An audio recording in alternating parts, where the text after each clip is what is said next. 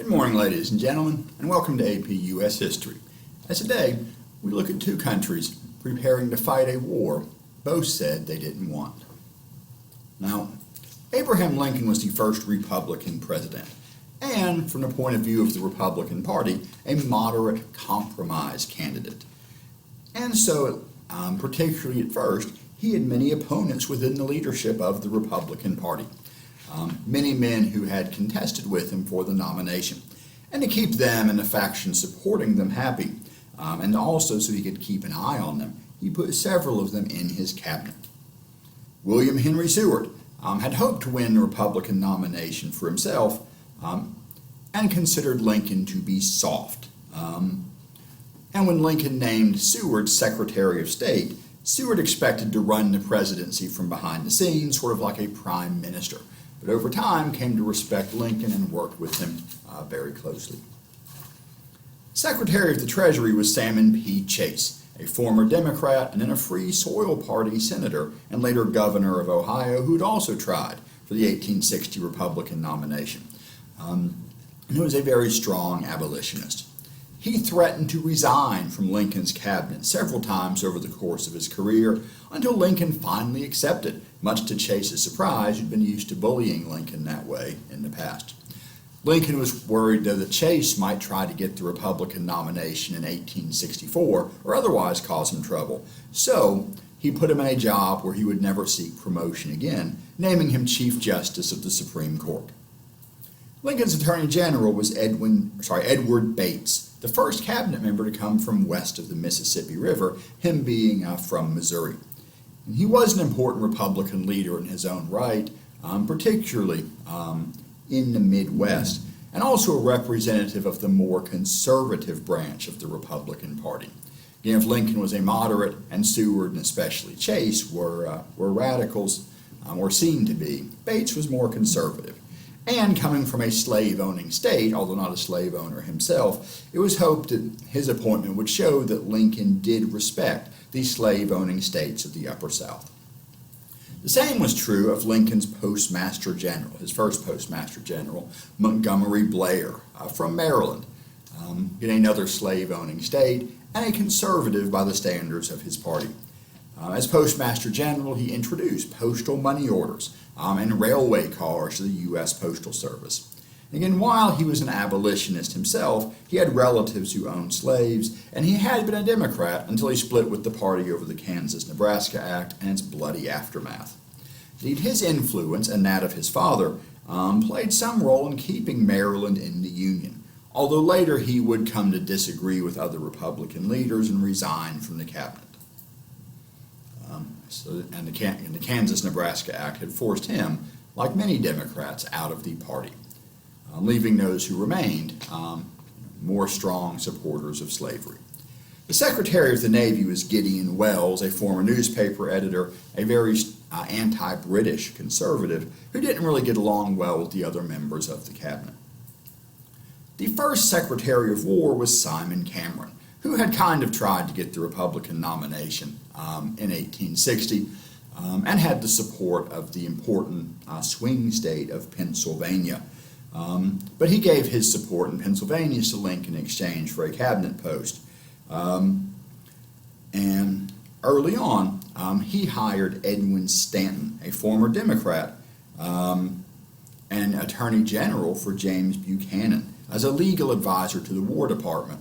But when Cameron was fired for outstanding corruption, Lincoln said, for example, that he would steal anything but a red-hot stove. Edwin Stanton took his place as Secretary of War. He also thought Lincoln was an idiot to begin with, but worked well with him despite that, and eventually they too became very close and respected one another deeply. Now, by the time Lincoln was when Lincoln was inaugurated, March 4th, 1861, 7 southern states had left the Union and formed the Confederate States of America. Now, this did mean that 8 other slave states remained in the Union, but it seemed likely that some or all of them, from Delaware over to Arkansas and Missouri, and maybe Indian Territory as well, where slavery was legal, might leave the Union. although a number of these states had already had conventions or referendums or legislative votes on secession and had rejected it for now. Throughout the South, military installations, Army posts, Navy bases, had been turned over to the Confederacy. Indeed, throughout the Union, many Southerners in the Army and some in the Navy, although not all, had resigned and gone back to their home states. Initially, both sides waited to see what the other would do. The South insisted, all we want is to be left alone. Lincoln, in turn, said he wished to preserve the Union above all, although feared that if he used force to do so, it might simply provoke other states into leaving the Union. The conflict, he said, was definitely not about opposition to slavery. He feared there was not enough support in the North for a war against slavery, and perhaps not enough support for a war at all. And while the United States and Confederate States waited, Europe waited as well, with many leaders hoping the Union might split up into smaller countries that old world diplomats could play off against one another. Seward publicly threatened war with Britain or France if either tried to help the South. The South, of course, counted on foreign help, assuming that the economic strength of King Cotton would force Britain, at least, to support the South. Now, Lincoln's official policy was to consider all the South still part of the Union. Secession, he said, was illegal, and so it hadn't really happened. Indeed, in early days of the war, the U.S. Post Office continued to deliver mail in the South. Indeed, the fugitive slave law was still enforced, more or less, so that runaway slaves were still returned to their Southern owners, even at first by the U.S. Army. But Lincoln did swear that he would defend all the federal institutions or installations remaining under U.S. control in the South, of which there were four military forts. There were Fort Pickens at Pensacola, Florida, Fort Taylor and Fort Jefferson off Key West, and most notably Fort Sumter in Charleston Harbor, in the cradle of secession itself.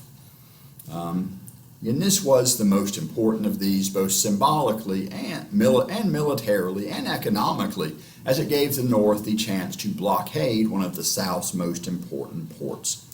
And Lincoln hoped to use Fort Sumter to provoke a war, much as James K. Polk had started the Mexican War by sending U.S. forces across the Nueces River in 1846. Lincoln condemned it when Polk did it, but he also learned a lesson. Now, back in January, the United States had tried to send a ship, the Star of the West, to bring supplies to Fort Sumter. But the Star of the West was fired on by the city batteries, manned by students from the Citadel.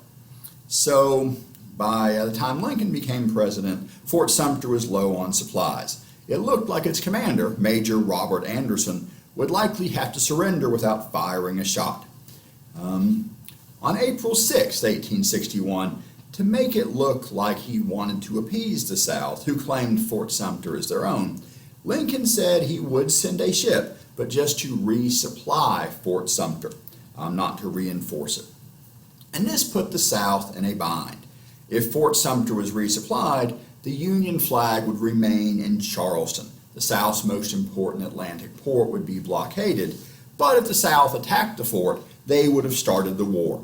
There was an emergency meeting in Montgomery, a debate in the Confederate cabinet in which the Secretary of War advised against action, but ultimately the Confederate government felt they had to act.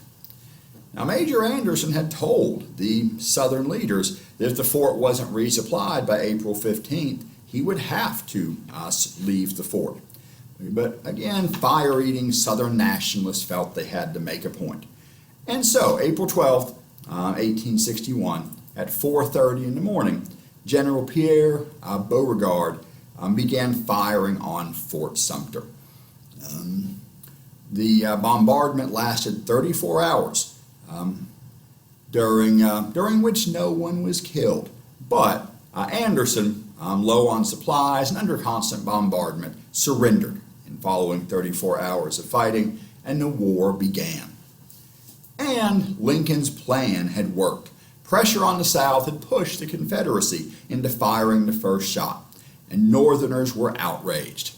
April 15th, Lincoln called for 75,000 volunteers to expand the small and indeed depleted U.S. Army, and they would put down the rebellion by force.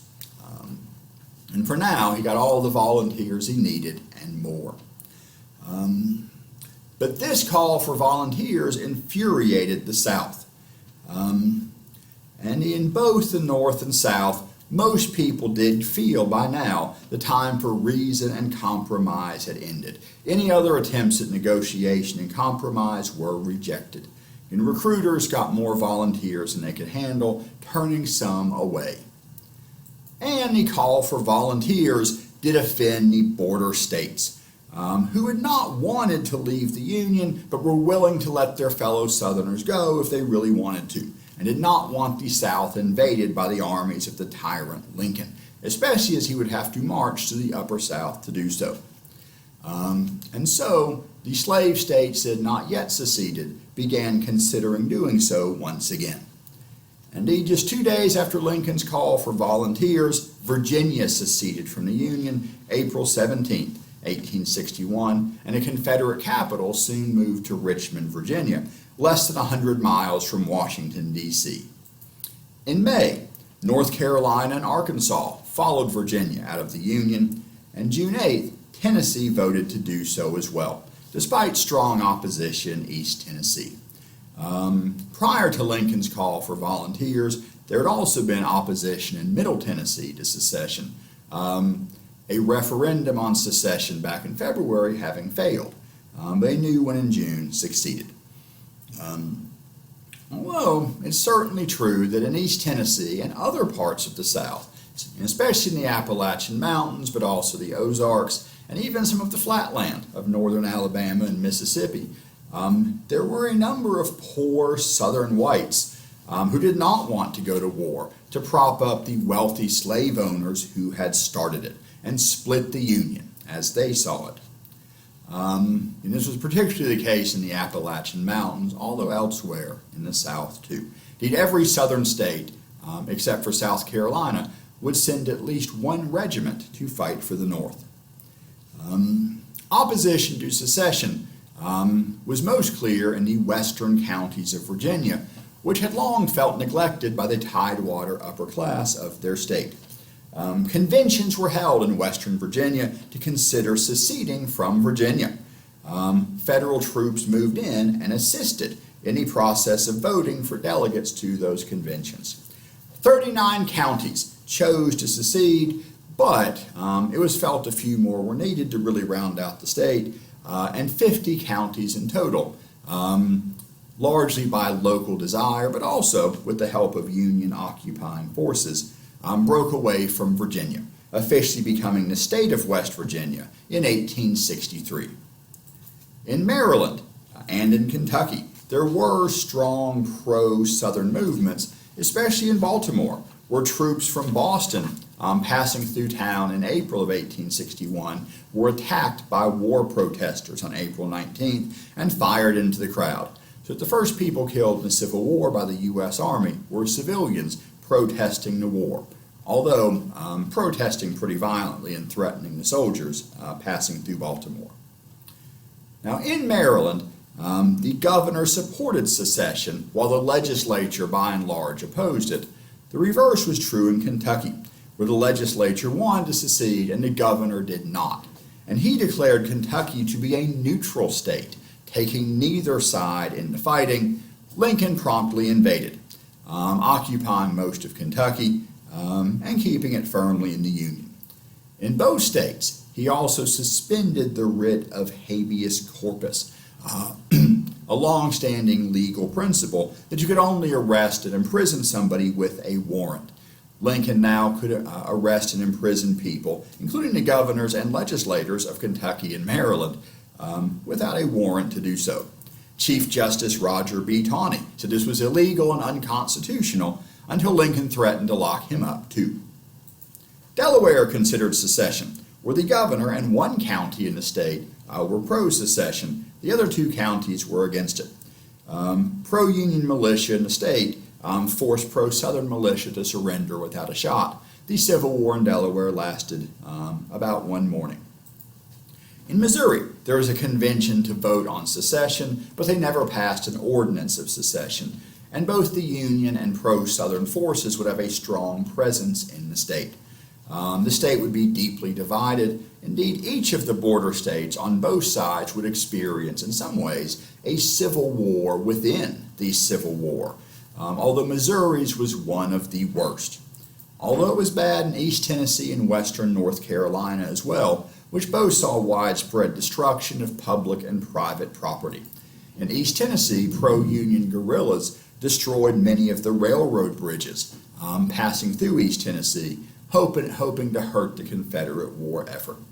There was bloody fighting in the woods, massacres in remote hollows, and as people fought over states' rights or preserving the Union, or often simply settling old scores in the name of the causes of the war.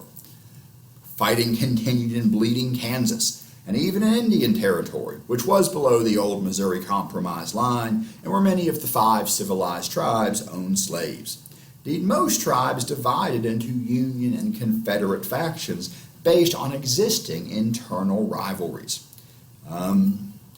The leader of the Confederate Cherokees and the last Confederate general to surrender was Stan Watie, a relative of a signer of the Treaty of New Echota, having reluctantly accepted removal, while the leader of the pro-Union Cherokee was Principal Chief John Ross, who had tried to oppose removal.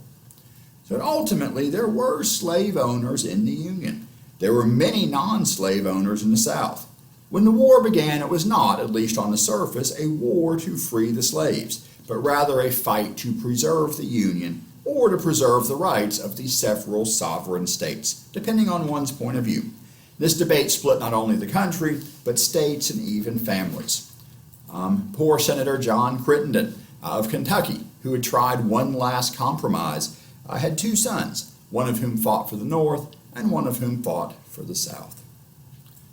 Now, when the war began, both sides had advantages, although in a material sense, the North would seem to have many more. The North had more farms, more farmland. We think of the South as being a giant farm, and it was, but most of that land was used for growing cotton, which it turns out you should not eat, as I've had several students demonstrate, possibly on a dare from me. The North had a lot of farmland. We think of the Northeast as being industrial, and it definitely was, but most Americans, North and South, still were farmers. And of course, the Midwest specialized in growing grain, commercial food production. So the North could feed its own armies. The South would often struggle to do so.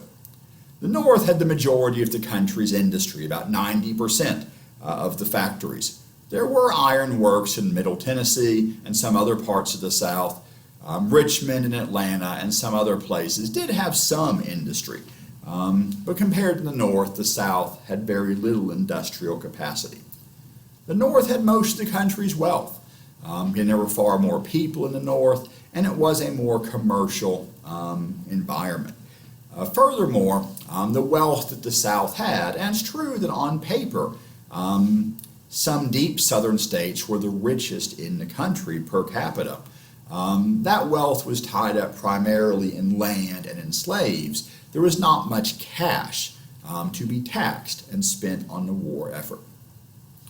The North had better roads than the South overall. The North had far more railroads and better railroads. In those days, the gauges, the width of railroads was not standardized, so that if you traveled along one railroad and reached the end of that railroad line, you would often have to get on a different train of a different size to keep going on the next railroad line. Whereas today, of course, most trains run on a standard gauge called standard gauge. And if one company's train needs to run on a different company's railroad, they just pay them a fee and keep going. But in those days you had to switch trains, and that was a bigger problem in the South, as there were more railroad companies and their gauges varied more. In terms of sea power, most of the Navy remained loyal to the North. While some naval officers did serve in the South, and the South did capture some U.S. Navy vessels when Southern Navy bases were taken over by the South, the North had most of the naval forces when the war began and was far more prepared to expand their Navy. The South's Navy would always be pretty small and limited primarily to commerce raiding, attacking northern merchant ships rather than the U.S. Navy in mass. The North had more people, 22 million compared to about 9 million in the South, again about 3/4 of the country's population. Furthermore, of those Southerners, about a third were slaves, who of course could not be given guns to fight and who had to be watched lest they rebelled.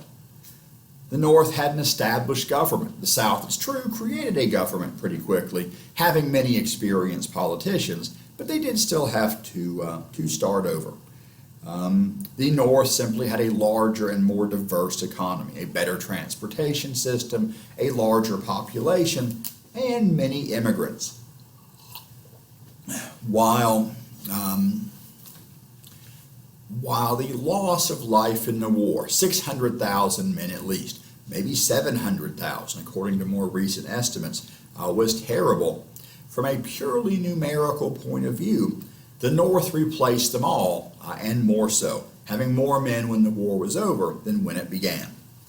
But the South did have a number of things going for it too. The South expected help from Europe. At one point, the Confederacy offered tariff-free cotton to Britain, a favorable trading status, although at another time they blocked all their own trade with Britain and France, hoping to demonstrate how much Britain and France needed them. The South was fighting a defensive war. We call this the Civil War, but from the South's point of view, it was a war for independence. The South wasn't trying to seize control of the United States as a whole. The South wanted to be their own country. So the South didn't necessarily have to win the war. The South just has to not lose. The South likewise has interior lines. Their transportation networks may not be as good, but they also don't have to move stuff as far. And they are moving it within their own country, not having to invade another country. The South had too, or so it's often felt, superior morale, and a greater sense of fighting for a cause, fighting for independence, for their home, for their family. Although part of the cause of states' rights would also prove to be a problem, as it was sometimes hard for the central government of the Confederacy to get the various states to cooperate, when one of the principal ideas behind the Confederacy was that a state unhappy with the central government could leave. And some historians, too, have argued that many Northerners did, even from the start, have a great sense of morale and fighting for a cause, too. That those Southern advantages have perhaps been exaggerated in a relative sense. The South had more spies, at least as far as we know. A good spy, of course, we wouldn't know about. And of course, spying during the Civil War in some ways was easier for spies. After all, up until a few months ago, everybody were citizens of the same country. Everyone spoke English, although certainly with different accents. But even that wasn't necessarily a giveaway. Many spies operated in Washington, D.C., which was in many ways a southern city, between the southern states of Virginia and Maryland. While many Northerners lived there, and it was the capital of the North, and culturally it was in many ways southern, and many people there, and certainly in nearby Virginia and Maryland, sympathized with the South. The South did have overall a stronger military tradition. While West Point was in the North, many southern states had their own military academies, a stronger militia system, which had been kept strong in part out of fear of slave rebellions. And the South had many brilliant leaders, particularly early in the war. Many Southern leaders would seem much more capable than those of the South militarily, particularly in the East, which has tended to get more attention in popular histories of the war. The South certainly had some stinkers early on too, such as Braxton Bragg. Now, when the war began, the commanding general of the U.S. Army was Winfield Scott, a veteran of the War of 1812, the conqueror of Mexico, old fuss and feathers. And a brevet or honorary 3-star general, he was the highest ranked officer in the U.S. Army since George Washington himself. The Duke of Wellington, who had beat Napoleon, said that Scott's Mexico City campaign showed him to be the most brilliant military mind of his age. But having been a hero so long, he's no longer a young man. He's 75 years old. He's been a hero so long that officers under his command are named after him, having been named when he'd been famous decades before. At his age, he often fell asleep in meetings. He was too fat to get on his horse. And he knew he couldn't command an army in the field and told Lincoln he needed to pick a battlefield commander and recommended an officer who had served with him in Mexico, Robert E. Lee. The job was offered to Lee on April 17, 1861, but he turned it down. Virginia, his home state, was voting on secession that very day. He expected correctly that Virginia would secede, and he said he could not draw a sword against his native state. So instead, command of federal troops in Washington, D.C. was given, for some reason, to General Irvin McDowell. He did have political connections, but had no experience leading troops in combat, having been a supply officer his entire career. Still, Scott remains the man with the plan. Specifically, what came to be known as the Anaconda Plan. The anaconda, of course, is a constrictor, a snake that kills its prey by choking it to death. And the plan was meant to choke and strangle the South, slowly but surely. But because it was a slow plan, the term Anaconda Plan was originally an insult from newspaper editors who believed, as many people did, the war could be won quickly. It would be a 90-day war, decided probably by one great battle early on. In fact, it would not be a 90-day war, and the Anaconda Plan, although slow, would indeed be sure. There were 3 parts to the Anaconda Plan. First, the U.S. Navy would surround the South, blockading the Confederacy to cut it off from the export and import business upon which it depended.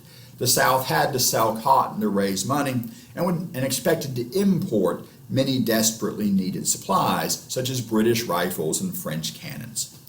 Second, the North would seize the Mississippi River, cutting the Confederacy in half and denying it one of its most important transportation routes. And only then, once the South had been weakened economically and split in half, would the North launch a serious invasion of the South, which Scott really wanted to send into the southern interior to again focus on devastating the southern economy. But then and later, politicians and newspaper editors demanded a dramatic victory. The North march on to Richmond. And this would be the push early on. In the end, the Anaconda Plan would be successful, and although Scott would be pushed into retirement by ambitious younger generals, he would live to see it succeed, for Scott to win another war for the United States. Still, and despite this plan, and despite the North's obvious advantages, the South really seemed to have a pretty good chance, especially early on. Southerners did seem more willing to fight, and many European powers were openly sympathetic. Many of the crowned heads of Europe had long disapproved of American democracy, and did feel cultural and economic ties with the cotton kingdom of the South, particularly, although not only, the textile mills of Britain, which imported 75% of their cotton from the American South. The Emperor of France, Napoleon III, was sympathetic to the South, in particular as he had designs on Central America and didn't want the Monroe Doctrine in his way. And most other major European powers were at least somewhat pro-Southern, aside from the Emperor of Russia, despite Russia being the avowed enemy of democracy. Again, Southerners hoped foreign aid would help them win the war, as it helped their ancestors win America's first war for independence. In particular, they counted on the British Navy to break the blockade of the South. And while some British vessels did operate as blockade runners, and covert aid and assistance were given to the Confederacy by the British Empire, no European country ever officially recognized the Confederacy. In large part, especially in Britain, due to the influence of Uncle Tom's Cabin on the reading, working, and voting public of the British. Britain, of course, having had a strong anti-slavery movement for years and having abolished slavery in their own empire almost 3 decades before. Furthermore, right after the Crimean War, Britain had been buying up excess cotton and had a bit of a surplus they could rely on for a time. And when they felt pinched later on, they simply increased their influence over cotton-producing Egypt and India. And the British also found they needed the North. Even while fighting a war, the North produced more wheat than it needed and was able to sell it to Britain, particularly when Britain had a series of bad harvests in the early 1860s and discovered they needed American wheat even more than they needed American cotton. But again, early in the war, it was not obvious the British would stay out. Indeed, they nearly entered the war in November of 1861. On November 8th, the USS San Jacinto stopped a British mail ship called the Trent on the high seas just north of Cuba. On board the Trent were 2 Confederate diplomats, James Mason and John Slidell.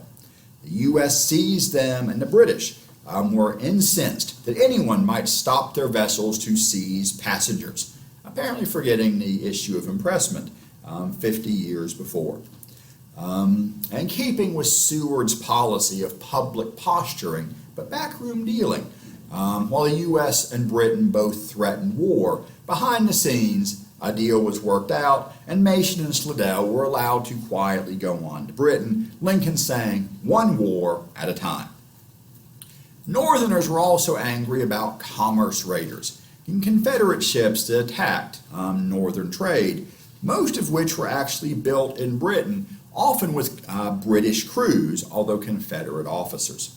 And while the Confederate Navy did fight the U.S. Navy at times, and they were mostly attacking the North's merchant trade, trying to do to the North what the U.S. Navy was doing to Confederate merchants who tried to break through the blockade. The most famous of these commerce raiders was CSS Alabama, which captured and destroyed over 60 U.S. ships in all the oceans of the world. In 1864, Alabama was destroyed by USS Kearsarge in international waters near France, where Kearsarge had been waiting just past France's claims in the ocean for Alabama to leave a French port, and then destroyed the ship. But commerce raiding continued. In fact, the very last Confederates to surrender were the officers and crew of CSS Shenandoah, a commerce raider which sailed all the way around the world before surrendering in Liverpool, England, on November 6, 1865, months after all other Confederate forces had surrendered. And many of its officers and crew stayed in Britain for years out of fear they would be hanged as pirates if they returned. Over the course of the war, the British built over 250 ships for the Confederacy, and some Yankees considered attacking Canada, which was the base of some Confederate operations. Among these ships that were seen as most provocative by the U.S. were the Laird Rams, built by John Laird and Sons, the same firm that built the Alabama. These were heavily armored ships meant to ram and sink the Union blockading fleet, hopefully opening up northern cities to Confederate naval bombardment. The U.S. ambassador to Great Britain, Charles Francis Adams, grandson of President John Adams, threatened war again, and the British chose not to deliver the rams, the British government in fact buying them from Laird and Sons and adding them to the British Navy. And in 1872, Britain eventually paid Americans $15.5 million for damage done by commerce raiders during the war, often described as the Alabama claims, although other ships were involved too. And Canada was, at times, a Confederate base of operations. October 19, 1864, a group of Confederates operating out of Canada invaded the town of St. Albans, Vermont, the northernmost land battle of the war. They robbed 3 banks and got off with $200,000. And later, St. Albans would be the base of raids from America against Canada by Irish Americans known as Fenians. About 3,500 Irish-born Fenians invaded Canada in 1866 in hope of seizing it from the British as practice and a base of operations for later invading Ireland and freeing it from the British as well. The first Fenian raid failed in 1866, as did later raids in 1870 and 1871, but did this nothing to improve relations between the U.S. and Canada. And one response to these attacks and the growing threat of America in general was the creation of the Dominion of Canada in 1867, uniting most of Britain's Canadian colonies, which previously had been entirely separate, under a single government. And the French Emperor, Napoleon III, tried to take advantage of the Union's distraction from world events to violate the Monroe Doctrine and conquer Mexico, which he did in 1863 despite a famous setback on Cinco de Mayo, 1862. Although he did not keep Mexico as French territory, rather placing one of the many Habsburgs, Emperor Maximillian Habsburg, brother of Archduke Franz Joseph, in Mexico, in naming him emperor of that country, where a number of conservative Mexican leaders rather welcomed him, hoping he would bring stability after decades in which Mexico seemed to have a new president almost every year, that president often being Santa Anna. But most Mexicans did not want a foreign emperor forced on them, even though Maximilian, his wife, Charlotte, who renamed herself Carlotta to fit in, did try to learn Spanish, did in their own way care for their people as they saw them, but many of their people did not see themselves as such. But the French army supported them until the Civil War came to an end, and Secretary of State Seward reminded the French of the Monroe Doctrine, America's promise to protect any independent republic in the Western Hemisphere, and point out that at the moment, the very end of the Civil War, the U.S. Army of 900,000 men was the largest on Earth. Napoleon III soon pulled French forces out of Mexico, offered to take Emperor Maximilian with him, but Maximilian decided to stand by his people. Although many of his people did not feel the same, after 3 years of resistance, Maximilian was captured and executed.